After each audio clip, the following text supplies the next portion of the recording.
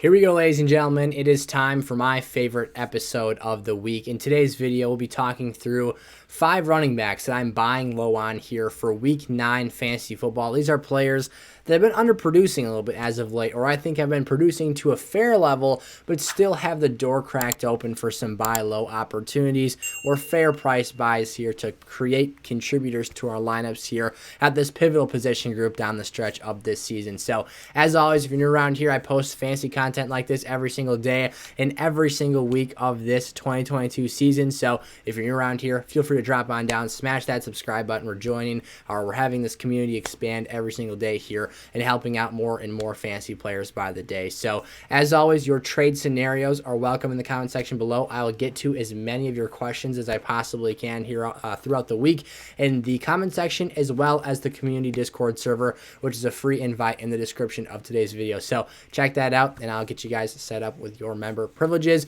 With that being said, let's not waste any more time, and let's dive straight into my first running back I'm targeting here for Week 9. All right, here we go. So I think there's an opportunity for this take to be fairly polarizing here. I think there's going to be kind of a split view of this in the comment section. At least that's my estimation here.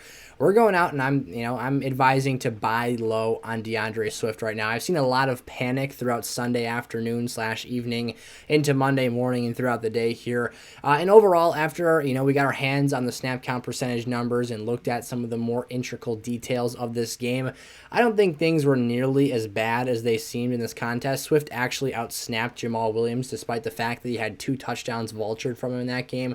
He had a 55% snap share in his first game back here. What was really poor, though, was only 5 rushing attempts for 6 yards and 1.2 yards per carry, which is extremely uncharacteristic considering the fact that weeks 1 through 3, while he was actually producing lineup-worthy numbers, and healthy, of course, like actually available to play games, he was the most efficient running back in football. So you're seeing kind of an anomaly here. This was still his first game back off of injury. I think it's taken him a bit longer to recover than initially anticipated. We were hoping to get him back before the bye week, and then we ended up not doing so. So I figured, he's going to be fully healthy here. They gave him the extra week of rest, and things should have been good, but he reportedly said that he's not 100%.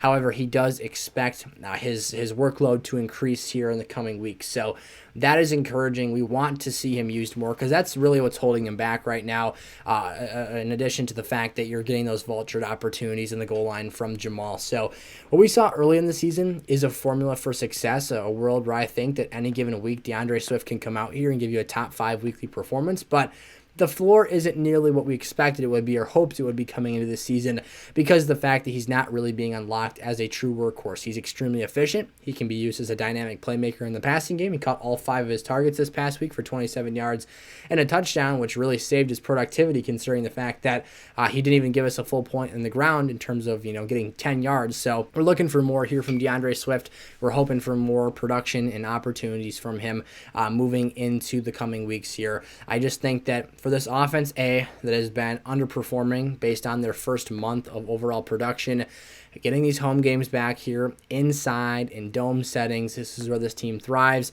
Jared Goff at home, there's also a significant sizable gap between his play on the road versus at home. He's a much better home quarterback, which kind of speaks a little bit to his limitations, but when he is at home, he tends to elevate those around him and make this offense a much more productive bunch, which at the end of the day, Swift still did have a lineup-worthy performance this week. It just wasn't the elite return to the field that we were hoping for in this game. So the buy window is definitely open. Frustration is another thing extremely present with DeAndre Swift owners. So while these guys are playing scared fantasy football, heck, if you're the Jamal Williams owner, I've got him in the sell video, but you might want to just try and buy him here, or vice versa. If you want nothing to do with DeAndre Swift, see if you can sell Jamal.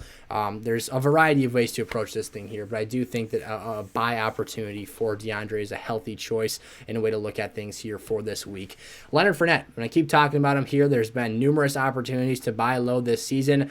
The moral of the story and kind of the reality of the situation is that this is a low-end RB1 that's consistently producing points, and he's had a couple of stinkers this year, but overall the usage is encouraging. The actual efficiency and effectiveness of his touches haven't always been great this year, and that's not something I'm going to downplay because I think it has been concerning to see his games at 3 yards per carry or less. They are the worst yards per touch offense in the National Football League on the ground, and that stuff is not great to see. You don't want to look at those numbers, but the reality is he has 5 14 plus point games this season. He is currently the RB8 in half PPR scoring. And this is a guy that gets valuable touches. Again, the touches he's getting, he's not converting into elite efficiency, but he's got 5 total touchdowns this year. He's the guy who is 3rd in running back targets. So you're getting a lot of interesting work for Leonard Fournette here in a situation where those touches can convert into higher levels of production than his, average rushing attempt is, that again is not doing very much for you. So while he's putting up these 10, 12.5 point games in half PPR scoring, we're looking at this stuff. We're looking to buy in here. This Tampa offense is kind of struggling, underperforming right now. Again, across the board, efficiency, I've said it 100 times here, it's been a struggling point for them this season. So by no means am I saying this is a certified top 5 running back. That's the type of upside he has here, but the floor is somewhere around the elite running back 2 range to a high end, to a high, wow, I just said the same thing twice, to a low end fringe running back 1 performer. So somewhere between the 12 and 14 range of running back scores is where I'd expect his floor finish to be this season, but that ceiling definitely elevates a lot higher than that marker. Josh Jacobs here, coming off of the worst offensive game of the season for the Las Vegas Raiders. This was not a Josh Jacobs problem to me. This was a problem of the Raiders from top to bottom. I was stunned to see this team come out and have this level of a disappointing game, getting shut out by the New Orleans Saints and not crossing midfield with Derek Carr as their quarterback on the football field. So overall, it was a Devontae Adams atrocious game. It was a Josh Jacobs underperformance based off of the last 3 games we've seen from him. Absolutely dominating in winning weeks for teams here. I am not panicking on this situation. I think that this is a hot Saints defense that they just kind of ran into a buzzsaw here. They were sloppy from a fundamental basis, and Derek Carr played arguably the worst game of his career. So there is, maybe they're not the team, and Josh Jacobs isn't the player that was putting up these, 27-plus point half PPR scoring games at the running back position, but he also isn't this either. He's having the best statistical career from an efficiency standpoint as well as a productivity standpoint, and I think that this will settle into a median here going forward this season and give you, sustainable productivity at a consistent level that you can depend on for a week-to-week lineup play. So, again, not panicking on his lowest yards per carry since early this season, 10 rushes, 43 yards. So 4.3 yards per carry is still not something that's terrible. That's literally better than what Leonard Fournette has done at almost any given point this season. And he did catch 2 of his 4 passes for 11 yards. However, that's just, at the end of the day, you're looking for more than 54 yards from scrimmage and just a couple of receptions there. So he left a lot to be desired. No touchdown, no big plays here. But it's an opportunity at best here, and take advantage of that in spots where you're able to. James Conner, this is a situation where I feel that James Conner has become a complete fantasy afterthought, and to an extent, rightfully so. I mean, this is not a player who is by any means the same level of producer or same level of asset for a roster that he was last season when he was scoring touchdowns left and right and they were just falling all over the place. I mean, 18 total scores last year. Definitely not even going to get close to that marker this year. I think, what does he have? One touchdown, maybe 2 this year. But at the end of the day, this is a player that when he returns healthy to this lineup is the starter. And I think that makes him a viable running back too in this offense. I think that, Arizona will have their struggles. They're not a flawless offensive football team. They've taken steps back from last season.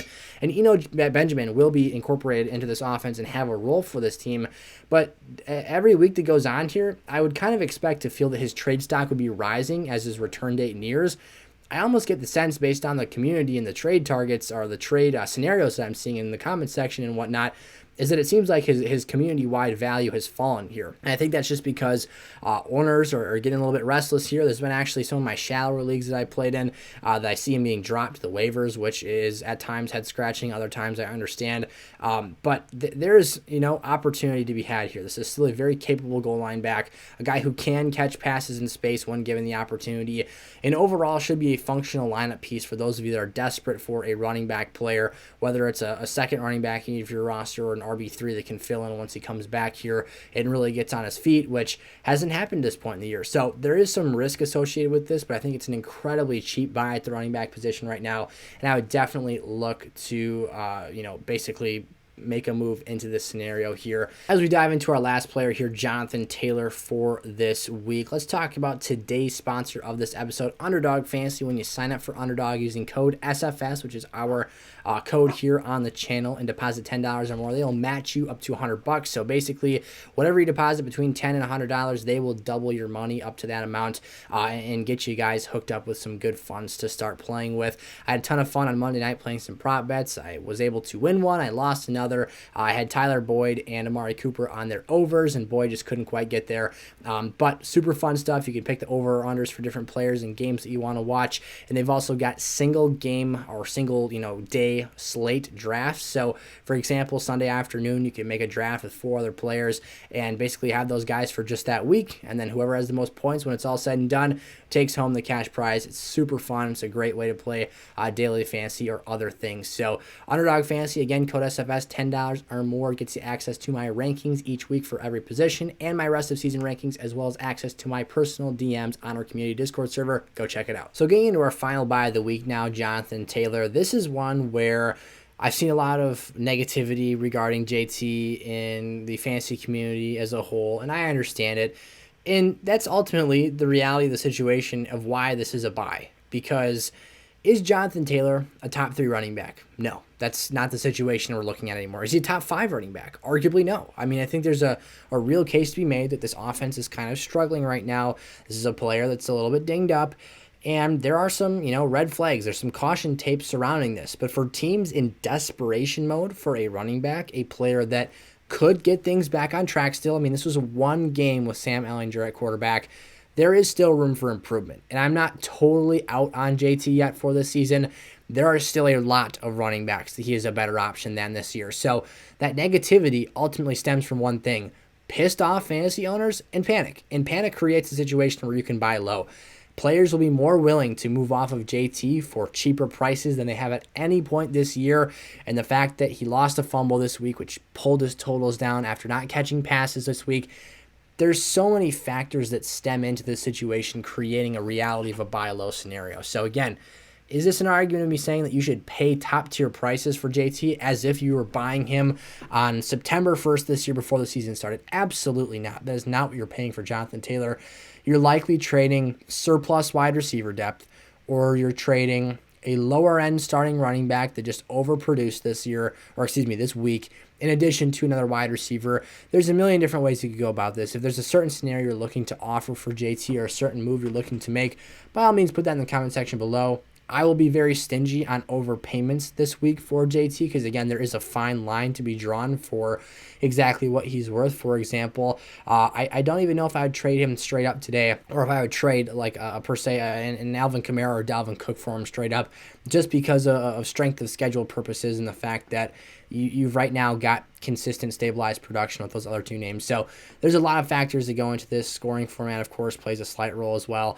But again, let me know those thoughts and questions down in the comment section below. Again, I'm expecting this to be a fairly controversial topic, or not controversial, but polarizing, in terms of a lot of people are going to feel a certain way about JT just because of the recency bias that is naturally to unfold here as a result of his crappy play as of late and unavailability. It's just what it is. So it is a buy low circumstance, though, and I'll be taking advantage of it in spots where it's obviously appropriate for teams. So if you guys enjoyed today's episode, drop down, smash the like button, subscribe, and turn on the bell so you're never late for a new video. Remember, code SFS on Underdog Fantasy gets you set up with our rankings every week this season, as well as access to our Discord DMs, which is where you can ask me any questions about your teams each week. So thank you guys so much for watching today's video. I will see you in the next one.